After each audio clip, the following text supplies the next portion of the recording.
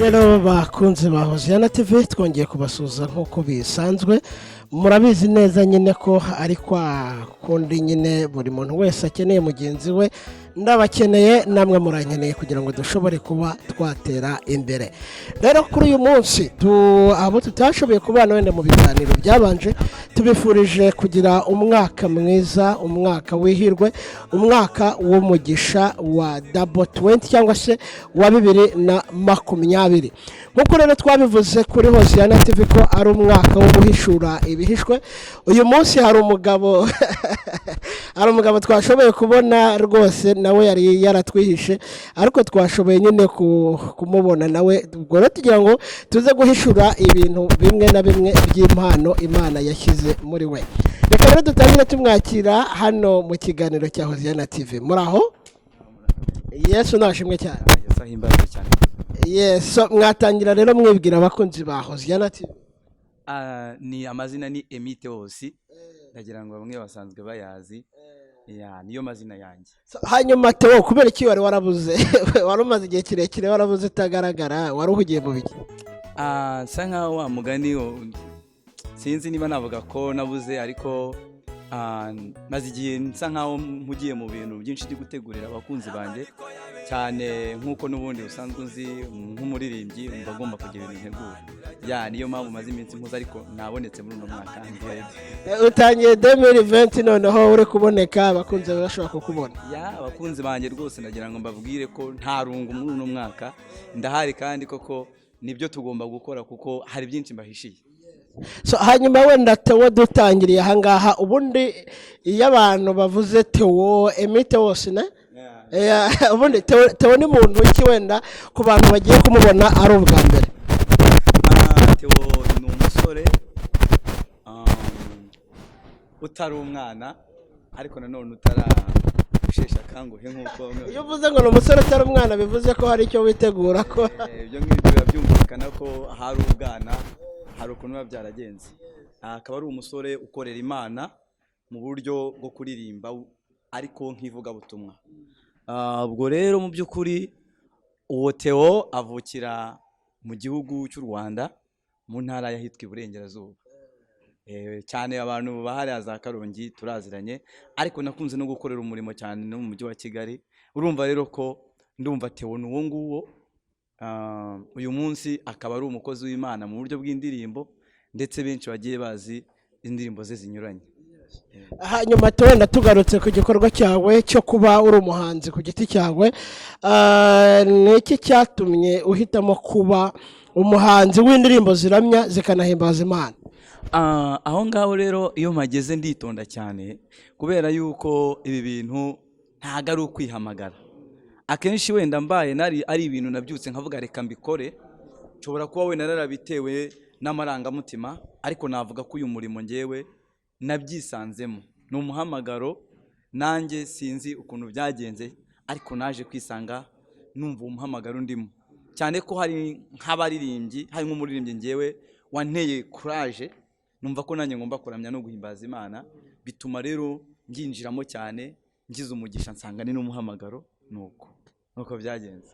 Hanyuma Theo, uravuze ngo hari umuririmbyi waguteye courage, donc bigaragara ko ari we waba warigiyeho kuva wenda mu kubyiruka kwawe, niba waratangiye kuririmba ukiri mutoya.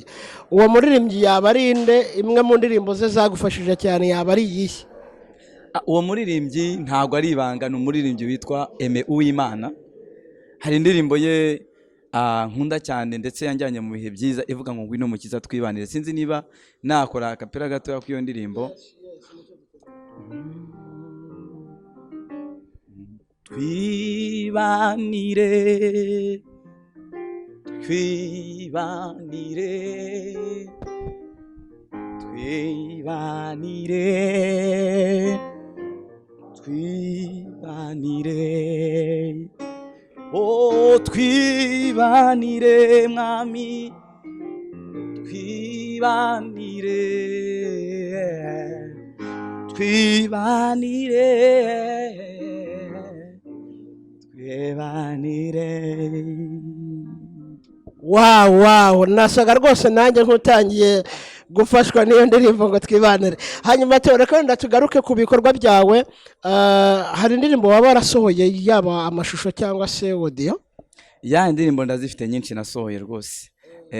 Amashusho nabashije gukora indirimbo imwe, ariko ndimo gutegura amashusho y'indirimbo nyinshi muri uno mwaka, ariko ama audio yo ndayafite menshi. Rwose amadiyo ndayafite menshi cyane. Hanyuma wenda reka udusogongeze ku ndirimbo yawe, gatoya unayicuranga, noneho abakunzi be babashe kuyimenya. Hanyuma noneho tugaruke gatoya ku by'umuziki wawe. Urakoze cyane. Reka ndirimbe imwe mu ndirimbo natangiriyeho, ivuga ngo uri inkoramutima yanjye Yesu. Reka nyiririmbemo gakeya, hanyuma noneho wumva ukuntu iyo ndirimbo imeze. Inkoramutima yanjye Yesu we, nshuti yanjye magara nemera. Inkoramutima yanjye Yesu we, nshuti yanjye magara nemera. Inkoramutima yanjye Yesu we, nshuti yanjye magara nemera. Hallelujah. So iyi ndirimbo ujya kuyandika ivuga ngo uri inkoramutima yanjye Yesu we, byari bivuye ku kintu? Niki cyatumye wandika indirimbo? Iyi ndirimbo njya kuyandika, nasomye ijambo ry'Imana mpera mu gitabo cy'Itangiriro, ndimo kwiga ku ijambo bita urukundo, kuko nasanze ngo aricyo kintu kirusha andi mategeko gukomera. Ariko nsanga uhereye mu Itangiriro ukagera mu Byahishuwe, abantu bamwe baragiye bagira urukundo ariko rukagira limite. Sanga umugabo umwe wenyine niwe wakunze urukundo rutagira ubuhemu, rutagira izindi ngaruka. Ndangije nanjye nishyiraho urukundo uwo mugabo yangiriye, sanga niwe wenyine utarigeze antenguha. Ndicara ndavuga ngo uri inkoramutima yanjye Yesu. Ubundi inshuti magara ni ijambo abantu benshi bakunda kuvuga iyo bahanye igihango, bakavuga ati mu by'ukuri uri inshuti yanjye y'inkoramutima, ariko uri magara. Noneho nsanga ahubwo abo bantu samutayimu sinzi niba barabitekereje neza, kuko usanga umuntu abaye inshuti yawe magara ariko ejo haza akantu ugasanga murashyamiranye. Sasa ndavuga ngo ariko wata wowe Yesu ni wowe inshuti magara nemera, kandi uri inshuti y'inkoramutima. Hanyuma Theo, mu buzima busanzwe urategurira iki abakunzi bawe?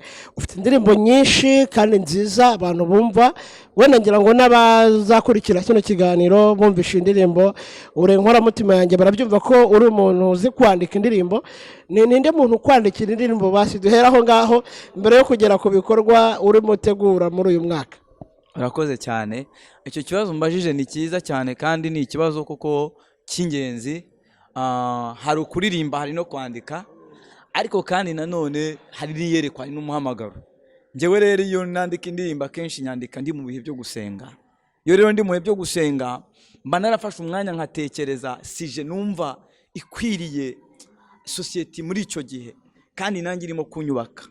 Rero icyo gihe iyo ndimo gusenga nibwo ntangira kumedita amagambo numva yashyira ivugabutumwa muri yasije, hanyuma ngatangira kuririmba. Ariko kenshi ndirimba mfite gitare cyangwa se piano, noneho ngatangira kumedita, nakumva bimaze kuza neza ngatangira kwandika. Ni mu ubwo buryo nta muntu nyandikira, ahubwo ngiye mfashwa n'Imana ndetse nkafashwa n'ijambo ryayo kugira ngo mbashe gutegura ibihangano mpereza abakunzi banjye. Niki rero urimo urategura muri uyu mwaka? Hari icyambere wavuze ko ukeneye gushyira album yawe ahagaragara, ugashyira album hanze. Ikindi ese hari concert waba urimo utegura muri uyu mwaka? Urakoze cyane. Concert ndimo ndayitegura muri uno mwaka. Mfite concert album ya mbere ntegura hagati y'ukwezi kwa kabiri mu mpera no kwa gatatu. Muri ayo matariki ntago neza ndapreciza itariki kwa konda cyane mo kubitegura, ariko mu by'ukuri ndimo ndabitegura. Ndagira ngo mu mpera z'uyu mwaka hari indirimbo nasohoye hanze abantu benshi barayumvishe ivuga ngo warabikoze. Iyo ndirimbo rero hari ibintu byinshi bizingiyemo, ariko mu by'ukuri hari ibyo yakoze. Rero iyo concert ni bimwe mu bintu Imana irimo kunshyira imbere kugira ngo irusheho gushyira ahagaragara ibihangano byanjye. Rero iyo konseri mu minsi mikeya rwose ndatangaza itariki, kandi nzi neza ko abakunzi banjye tuzaba turi kumwe cyane. Ni iyihe message ufitiye abakunzi ba HOZIANA TV? Message mfitiye abakunzi ba HOZIANA TV iri mu gitero cy'iyo ndirimbo nkubwiye warabikoze cya kabiri. Wayitiririmbiraho gatoya se? Okay. Warabikoze mana yo kwizerwa, tugarutse imbere yawe twuzuye amashimwe, ibitariko waravuze biraba mana, wanyujije kugira neza imbere y'amaso yacu. Hanyuma Theo, wenda garukira aho ngaho kugira ngo udashyira abantu mu mwuka mbere ya konseri, ariko se reka tugaruke mu buzima bwawe busanzwe. Ubundi Theo, ukunda kurya iki iyo wishimye? Hari umuntu udaheretse kuganira ngo ngewe iyo nezerewe ngo nywa amata menshi y'inshyushyu. Theo yanezerewe mu buzima busanzwe anywa iki cyangwa se arya iki? Iki kibazo mbajije ko numva gikomeye cyane ra. Ikibazo umuntu wundi umwe niwe wakimbajije, ariko nahise nakimushubije. Ariko nk'abakunzi banjye biba byiza bamenye cyane icyo nkunda yo nezerewe. Ariko ngewe iyo nezerewe nkunda kunywa inshyushyu ikonje. Iyo nezerewe ukunda kunywa inshyushyu ikonje? Nywa inshyushyu ikonje kuko agashyushyu gakonje burya hari ukuntu kamanuka ukumva birimo biragenda bikwinjiza mu mwuka.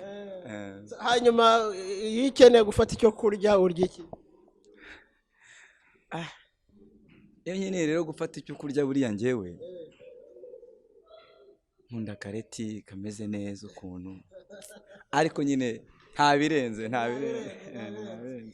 Reka rero tugushimire Theo kubw'iki kiganiro cyiza tugiranye, kandi twibutsa abakunzi ba HOZIANA ko iki ni ikiganiro cya mbere tugiranye, ariko hari n'ibindi biganiro byinshi tuzagenda tugirana, cyane ko yavuze ko hari ibikorwa byiza arimo agenda ategura, ibikorwa by'umurimo w'Imana, amakonseri n'ibindi bikorwa byinshi cyane. Tukaba rero twifuriza abantu kuzamushyigikira kugira ngo impano ye ikomeze kwaguka.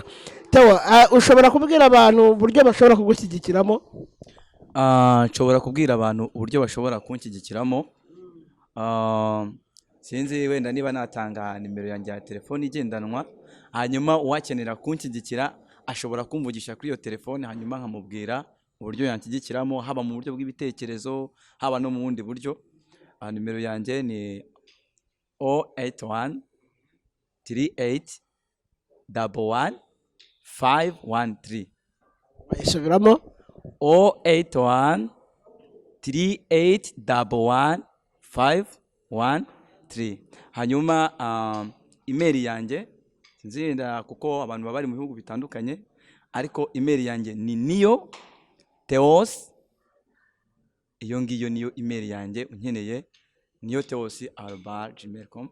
aho ngaho abantu twaganira kuri Instagram, kuri Facebook ndetse n'izindi mbuga zose niyo nkoresha. Theo, reka tubashimire cyane rero kubw'iki kiganiro, kandi nk'uko mwijeje abakunzi ba gospel muri rusange yuko hari ibikorwa mutegura gukora ndetse no gusohora album, kandi ko bitarenze ukwezi kwa gatatu hari igikorwa muteganya kuzaba batumiyemo cyangwa mwabahamagayemo. Reka tugushimire, Imana guha umugisha cyane mukozi w'Imana. Umugisha, kandi mbifurije umwaka mushya wa 2020. Murakoze cyane, Imana ibahe umugisha. Bye bye.